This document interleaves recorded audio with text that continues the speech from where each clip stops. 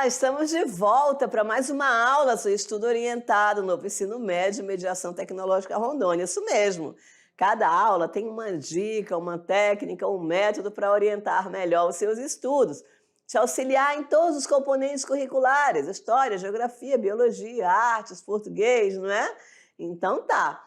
Em todas as aulas nós temos algum material bacana para você, algumas atividades que seguem professor presencial junto com você aí, te passando mais materiais. Então é isso mesmo, olha, não deixa de deixar teu comentário aqui, tá bom?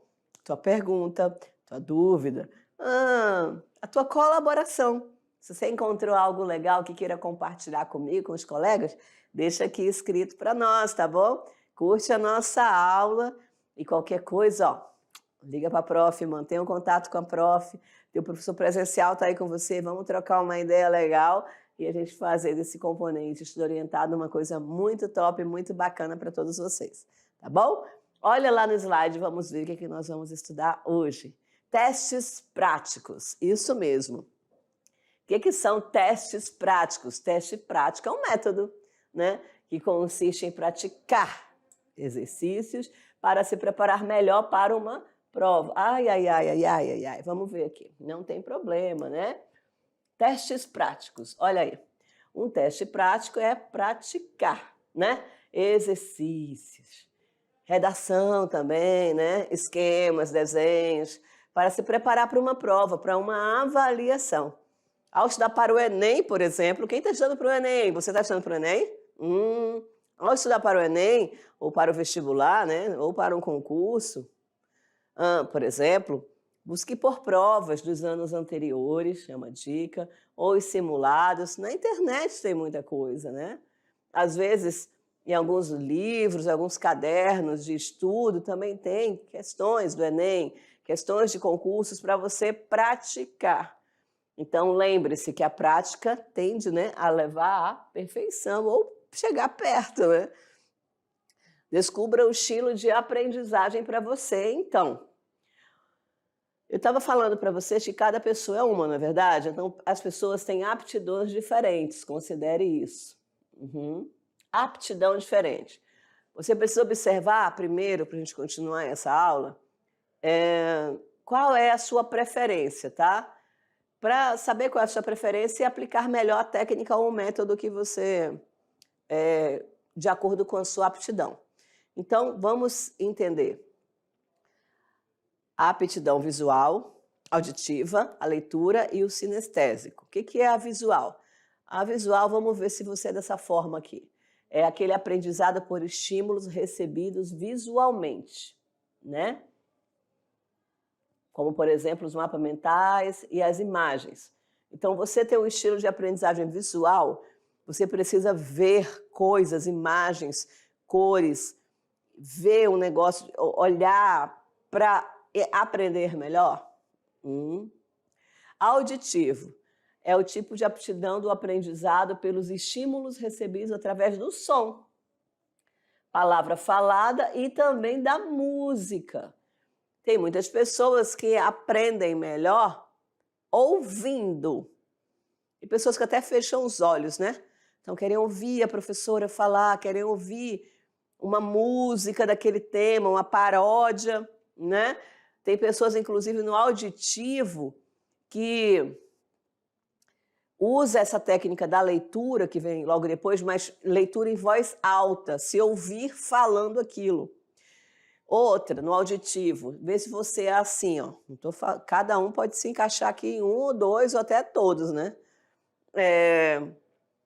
Você grava a aula ou a sua voz lendo um texto, grava e depois fica ouvindo a sua gravação. Então, se você faz isso, você é do tipo auditivo, né? Você tem aptidão auditiva e utiliza isso para estudar. Esse estímulo te faz com que você aprenda mais, né? Possibilite seu aprendizado. A leitura. Leitura é aquele tipo de aprendizado que você precisa ler. Se você só assistir o vídeo, não vai dar certo.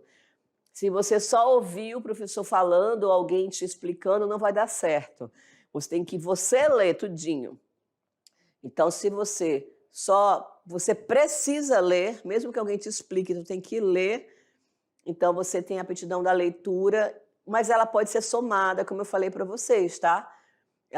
Você pode ler e também precisar ver imagens, porque tem pessoas que, quando pegam textos longos para ler e não tiver nenhuma imagem, tem dificuldade, né? As pessoas vão ler um livro, não tem nenhuma figura nesse livro, não tem nenhum desenho, nenhuma imagem.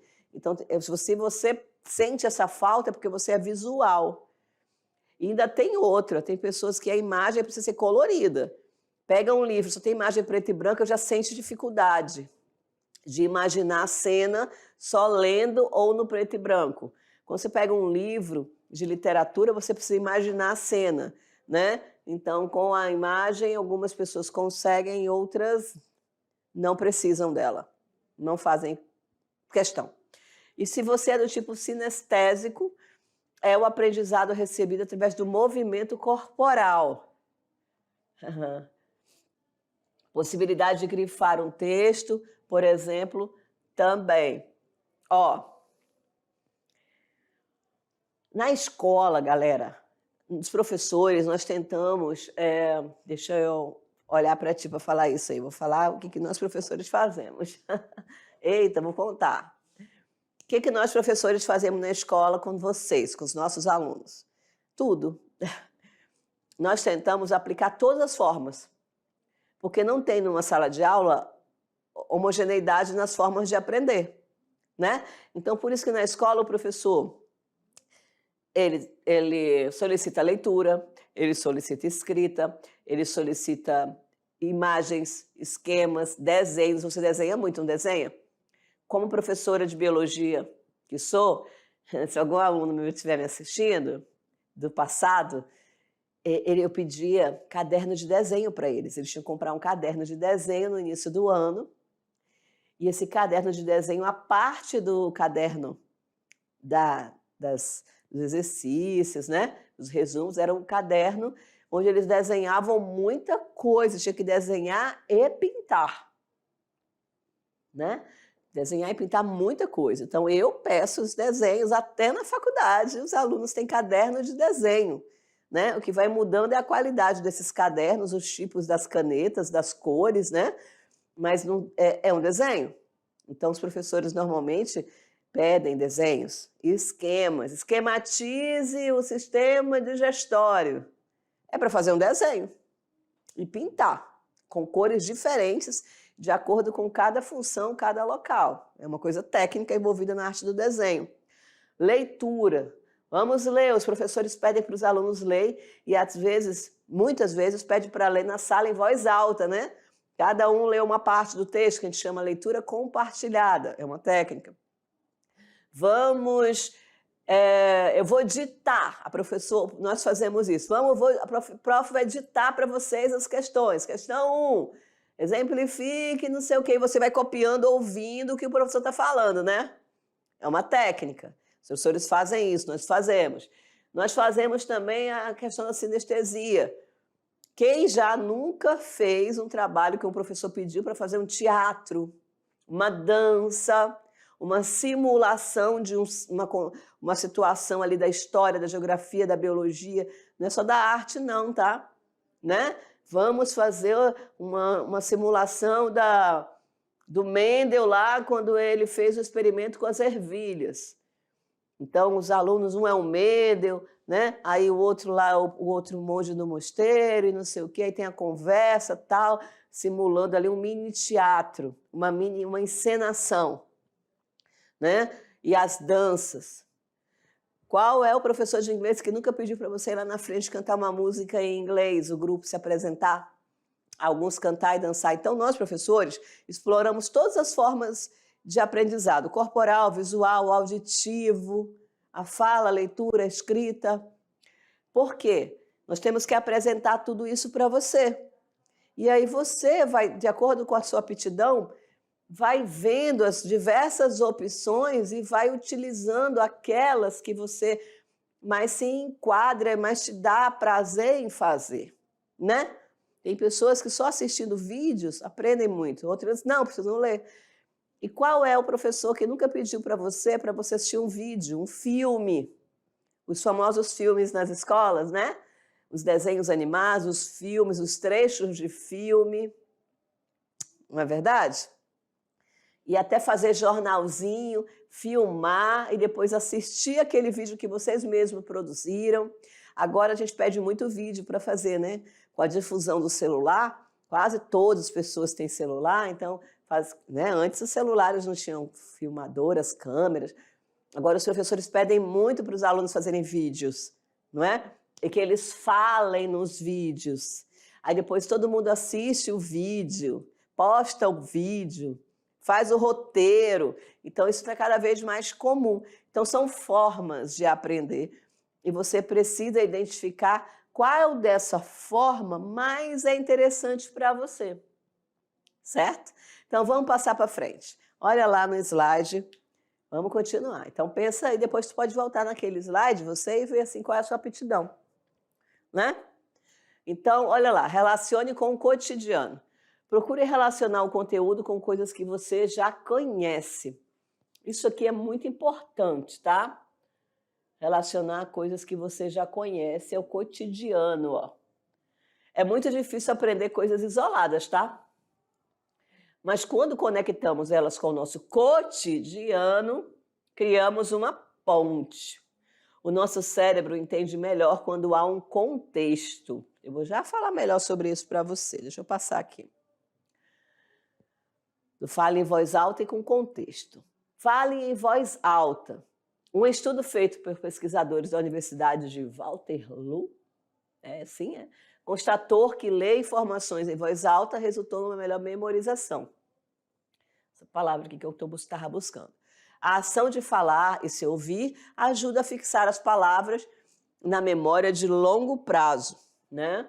Assim, quando estiver estudando, tente ler em voz alta ou ainda repita o conteúdo para si mesmo em frente ao espelho. Quem nunca, né? Olha aqui para a Prof. Dani. Duas coisas, cotidiano, memorização. Memorizar é gravar algo, né? Gravei aquilo. Muitas vezes você, para memorizar, precisa usar técnicas, né? Da repetição, leitura e falar aquilo várias vezes, né? Algumas pessoas confundem memorizar com decorar. Decorar é muito passageiro, você esquece muito rápido, né? Tende a acontecer isso. Memorização, não. Ela é mais duradoura. O cotidiano é o teu dia a dia. Muitas vezes a gente entende mais, memoriza mais fácil quando você relaciona algo com o seu dia a dia, né? Você tenta fazer uma ponte, uma ligação de uma informação com o teu dia a dia. Por isso que muitos professores gostam de contar histórias antes de começar um conteúdo novo. Conta sobre a vida daquele, vamos falar do Isaac Newton. Aí fala da vida do Newton, onde ele nasceu, né? Sempre não tem isso nos livros, no início do capítulo? Onde ele nasceu, qual era a cidade, quantos anos ele foi para a escola, quem era a mãe dele e tal, que ele era um cavaleiro templário, que ele era isso, ele era aquilo. Aí onde ele estava, né? Aí a história da maçã que caiu na cabeça dele, era verdade ou não era verdade? Aí... como foi que ele escreveu, né? A teoria da gravidade, aí outras teorias, outros estudos. Então, tentar contextualizar para você imaginar uma história, um cenário, e que como era a vida daquela pessoa, relacionar com o dia a dia seu, inclusive. Podem surgir até umas conversas um tanto assim mais engraçadas, né? Ou mais polêmicas, mais curiosas, né? Porque aí você lembra daquela história e contextualiza com o que vem a seguir. E fixa, memoriza, né? Uma fórmula que muitas vezes parece ser chata, quando você entende o contexto que tá por trás daquela fórmula, né? Por que o cara fez essa fórmula, né? Por que ele criou por que veio aquela ideia, né? O cálculo da densidade, vamos calcular a densidade de um líquido. Da onde que surgiu isso? Por que teve essa necessidade? É quando se conta essa história por trás dos fatos, você tende a memorizar porque você relaciona e vê que aquilo era uma coisa do dia a dia, uma coisa e até relaciona com você. Então, o professor pode dar um exemplo, né? Olha, para a gente entender como faz o cálculo de volume, vamos lembrar daquele nosso açude que tem aqui perto, no sítio e tal, lá tem tantos metros por tantos metros de profundidade. Como é que a gente calcularia assim para saber quantos volumes, qual é o volume de água que cabe ali, quantos litros tem ali? Então você começa a imaginar algo que está mais próximo a você, entender o contexto, por que criaram essa fórmula, e aí você consegue memorizar porque você vai ver um significado naquilo. A leitura, ler em voz alta também é uma técnica, eu falei para você, que desperta a memorização, né? Algumas pessoas precisam ler em voz alta e alguns leem na frente do espelho, é uma técnica. Não estou falando para você fazer isso, mas se funciona com você, pode fazer, né? Ler na frente do espelho é uma técnica também para memorização. Só que você não pode ler de qualquer maneira, você tem que ler se ouvindo. Se você lê em voz alta e não se ouvir o que está falando, e aí uma dica é ler pausadamente. Você não pode ler desesperadamente. Ler com pausa e colocando bem a pontuação, ouvindo cada palavra que você diz. Aí sim entra na parte técnica de memorização através da leitura, tá bom? Passa lá para o próximo. Vamos lá, pessoal. Usar os mapas mentais, nós já falamos sobre eles em uma aula, né? Os mapas mentais encorajam o nosso cérebro a fazer associação entre ideias. É uma técnica bastante usada para estimular a criatividade, né? E pode ser importante para a memória. E nós mostramos o exemplo do mapa mental do arroz lá na aula do mapa mental, depois volta lá. Associe em blocos. Processo de quebrar a informação em partes menores, organizá-las em blocos. Usamos essa técnica com frequência para memorizar o seu CPF, número de telefone quase ninguém mais, né? E o seu RG, seu documento de identidade. Ao invés de memorizar o número inteiro, a gente quebra em partes aquele número assim, né? E tenta memorizar mais fácil. Por exemplo, você está tentando lembrar o número 345781298, né? E para ficar mais fácil, você quebra em bloquinhos, de 3 em 3, 4 em 4, 5 em 5. Então, 3, 4, 5, 7, 3, 4, 5, 7, 8, 1, 2, 9, 8. Fica mais fácil memorizar em blocos. Eu memorizei meu CPF a primeira vez assim, memorizo tudo. CPF, CEP de rua, nossa, né? RG e outros números. A gente faz esse teste. Quebra em blocos, você vai ver como você vai memorizar. Aprenda com música. Eita, aqui na mediação tecnológica, o professor Silvinho faz isso, de biologia, a professora Luci Fabiani, de matemática, faz isso, e os professores de artes também, né? Aprender através da música pode ser uma excelente opção. O ritmo dos sons estimula a nossa memória. Na internet, pesquisa sobre as paródias, ou vai nas aulas da mediação de biologia, matemática e artes, que você vai encontrar bastante. Aqui tem um exemplo que você já deve ter visto, se você não viu, você vai ver ainda, que são os gabaritos para você marcar as questões, né? E eu já trago ele aqui para você, porque nós vamos trabalhar ele logo, logo. E olha aqui para mim. Marcar o gabarito, certo? O que é um gabarito? Ai, professora, cadê o gabarito? Um gabarito é a coleção de respostas certas. Você não pode marcar o errado. Se a resposta for A, você tem que marcar no A. Se tu marcou a B, errou, marcou errado. Nós vamos falar sobre isso, tá? Então, eu dei algumas dicas hoje para você. Leitura, visual, né? Relacionar com o cotidiano, memorização, do estudo orientado em relação às técnicas e métodos para você fixar, memorizar, e, na verdade, é para você aprender mais e melhor o que você está estudando no novo ensino médio, tá bom? Até a próxima, gente!